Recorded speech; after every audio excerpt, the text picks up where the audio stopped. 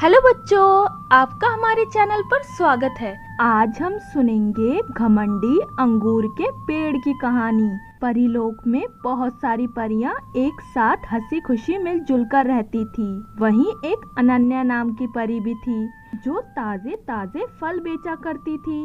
अनन्या के ताजे फल सभी को बहुत पसंद आते थे।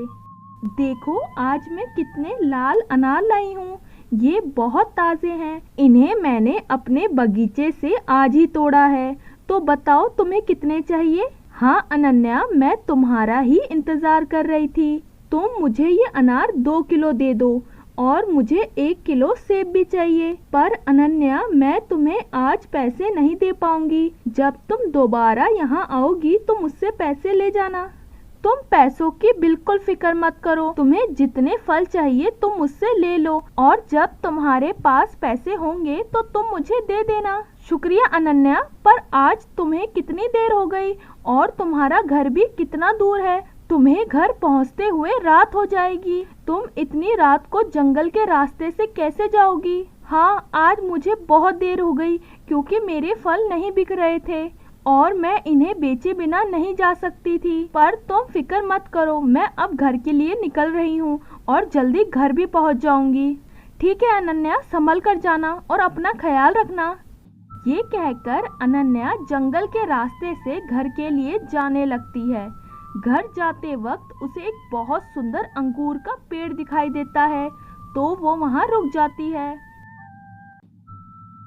ये कितना सुंदर अंगूर का पेड़ है। इसमें लगे अंगूर कितने रसीले हैं। मैंने ऐसे अंगूर पहले कभी नहीं देखे। अगर मैं इन्हें बेचूंगी तो मुझे बहुत मुनाफा हो जाएगा। ये पेड़ जंगल में है तो इसका कोई मालिक भी नहीं होगा। मैं इस पेड़ से थोड़े से अंगूर अपने साथ ले जाती हूँ। ये कहकर अनन्या अंगूर तोड़ने के लिए आगे बढ़ती है।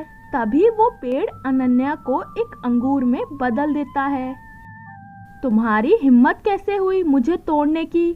अब तुम इसी तरह अंगूर बनकर रहो। अब तुम कभी ऐसी गलती दोबारा नहीं करोगी। बिना मुझसे पूछे मुझे कोई भी नहीं छू सकता। कौन हो तुम और तुमने मुझे अंगूर क्यों बना दिया? मेरी क्या गलती है? मुझे नहीं पता था कि ये पेड़ तुम्हारा है। देखो, मुझे माफ कर दो। मुझे कोई अंगूर नहीं चाहिए। मुझे वापस जाना है। प्लीज मुझे ठीक कर दो। मैं वादा करती हूँ मैं यहाँ कभी नहीं आऊंगी। तुम्हारी हिम्मत कैसे हुई मुझे तोड़ने की? अब तुम्हें इसकी सजा मिल चुकी है। अब तुम जिंदगी भर ऐसे ही अंगूर बनकर रहोगी। यहाँ से कभी बाहर नहीं जा पाओगी। मैं तुम्हें कभी वापस ठीक नहीं करूँगा। ये सब सुनकर अनन्या बहुत डर जाती है। ये मेरे साथ क्या हो गया? अब मैं क्या करूं? मुझे यहाँ इस जंगल में नहीं रुकना चाहिए था। मैं यहाँ हमेशा के लिए नहीं रह सकती। मुझे कुछ ना कुछ करके यहाँ से बाहर निकलना होगा। अनन्या को कुछ समझ नहीं आता कि अब वो क्या करे। मैं रानी परी के पास जाती हूँ। मुझे यकीन है वो मुझे जरूर बचा लेंगी।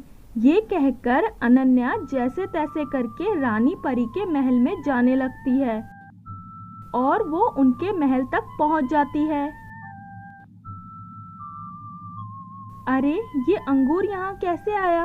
रानी परी को कुछ समझ नहीं आता, पर उन्हें शक होता है और वो उस अंगूर के पीछे जाने लगती है। वहाँ पहुंचकर रानी परी को वो घमंडी पेड़ मिल जाता है, जिसे देखकर वो सब समझ जाती हैं और अपने जादू से अनन्या को ठीक कर देती हैं। रानी परी, इस घमंडी पेड़ ने मुझे अंगूर बना दिया था। मैंने इससे माफी भी मांगी पर इसने मेरी एक बात नहीं सुनी।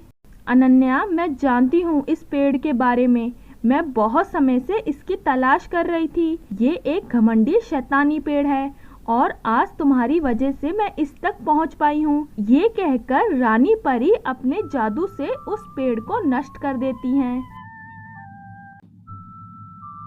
शुक्रिया रानी परी, मेरी मदद करने के लिए। आपकी वजह से मेरी जान बच गई, वरना मैं हमेशा के लिए यहाँ अंगूर बनकर रह जाती। कोई बात नहीं अनन्या, अगर तुम समय पर मेरे पास नहीं आती तो ये सब नहीं हो पाता।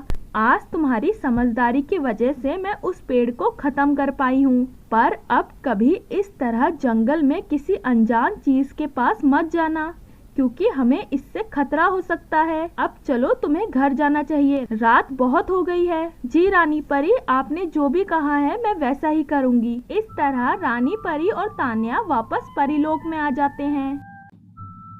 परीलोक में बहुत सारी परियां एक साथ हंसी खुशी मिलजुल कर रहती थी।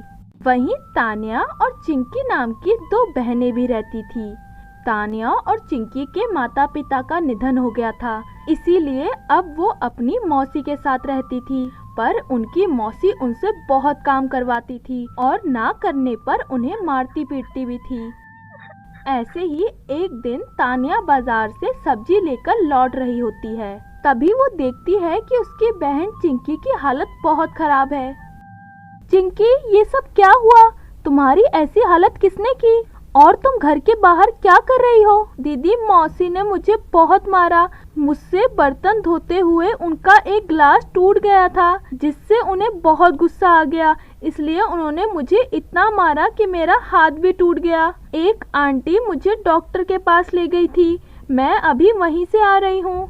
ये सब सुनकर तान्या को बहुत गुस्सा आता है, इसलिए वो गुस्से में अपनी मौसी के पास जाती है। आ गई तुम? तुम्हें सब्जी लाने में कितना समय लगता है? घर का सारा काम ऐसी पड़ा है। अब चलो जल्दी से जाओ और खाना बनाओ, मुझे बहुत भूख लगी है। मौसी, आपने चिंकी को क्यों मारा? मैंने आपसे कहा था चिंकी बहुत छोटी है तो वो घर का काम नहीं करेगी, फिर भी आपने चिंकी से बर्तन धुलवाए और उसे इतना मारा कि उसका हाथ टूट गया। अरे, मैंने उसे जरा सा मार दिया तो कौन सा पहाड़ टूट गया?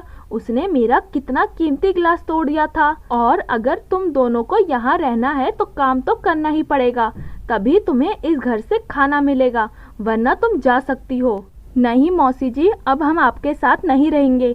आप बहुत बुरी हैं। माँ पिताजी के जाने के बाद आपने हम पर बहुत अत्याचार किए हैं, जिसकी सजा आपको जरूर मिलेगी। अब हम जा रहे हैं और वापस यहाँ कभी नहीं आएंगे। हाँ, जाओ जाओ, मैं भी देखूंगी कौन तुम्हें अपने घर में रहने की जगह देता है। जब भूख लगेगी तो यहीं वापस आना पड़ेगा। ये कहकर तान्या चिंकी को लेकर वहाँ से चली जाती है। दीदी, आपने मौसी का घर क्यों छोड़ दिया?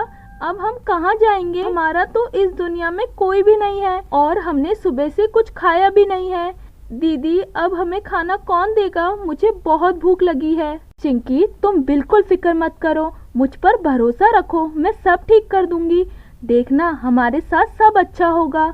और वैसे भी हम कब तक मौसी के जुल्म सहते? हमें रहने के लिए घर जरूर मिलेगा और मैं अभी तुम्हारे खाने के लिए कुछ लाती हूँ। तान्या और चिंकी बात कर ही रहे होते हैं कि तभी उन्हें पास में से किसी की रोने की आवाज आती है। जब वो वहाँ जाकर देखते हैं तो वहाँ पर रानी परी जख्मी होती हैं। ये देखकर तान्या जल्दी से जाकर कुछ जड़ी बूटी लाकर रानी परी के जख्मों पर लगा देती है, जिससे रानी परी को होश आ जाता है। रानी परी, आप ठीक तो है ना? अब आपकी तबीयत कैसी है?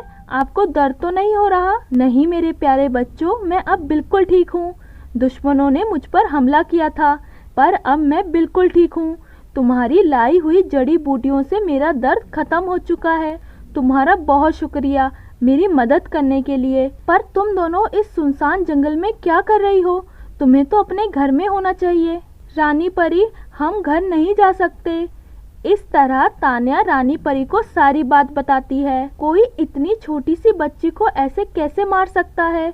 तुम बिल्कुल फिक्र मत करो, मैं उसे उसकी गलती की सजा जरूर दूंगी।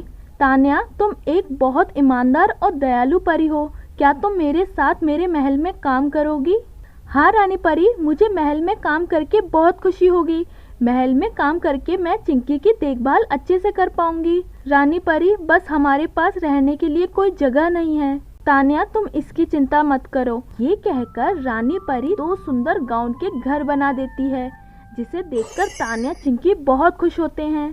तान्या, चिंकी, मैंने तुम दोनों के लिए 2 घर बना दिए हैं। ये अब से तुम्हारे हैं। इसमें तुम जीवन भर रह सकते हो। यहाँ सुख सुविधाओं की हर चीज है। यहाँ रहकर अब तुम्हें कभी भी किसी भी चीज की कमी नहीं होगी। और तान्या, तुम कल से काम पर आ जाना। महल में सब मेरा इंतजार कर रहे होंगे। ये कहकर रानी परी वहाँ से चली जाती हैं और तान्या चिंकी गाउन के घर में जाने लगते हैं। अब वो वहाँ खुशी से रहने लगे। दीदी, परीलोक में सबसे सुंदर घर हमारे पास है। मैं बहुत खुश हूँ। हाँ चिंकी, अब हमें किसी भी चीज़ की फिक्र नहीं करनी पड़ेगी। चिंकी, मैं महल में जा रही हूँ काम करने के लिए। तुम अपना ख्याल रखना। मैंने खाना बना दिया है, समय पर खा लेना। हाँ दीदी, आप फिक्र मत करो, मैं अपना पूरा ख्याल रखूंगी। इस तरह अब तान्या और चिंकी हंसी खुशी रहने लगे। वहीं रानी परी ने उनकी मौसी को उनकी गलतियों के लिए जेल में डलवा दिया था। अगर आपको ये कहानी पसंद आई हो तो वीडियो को लाइक, शेयर और चैनल को सब्सक्राइब करें। अच्छा, अब हम मिलेंगे अगली कहानी के साथ।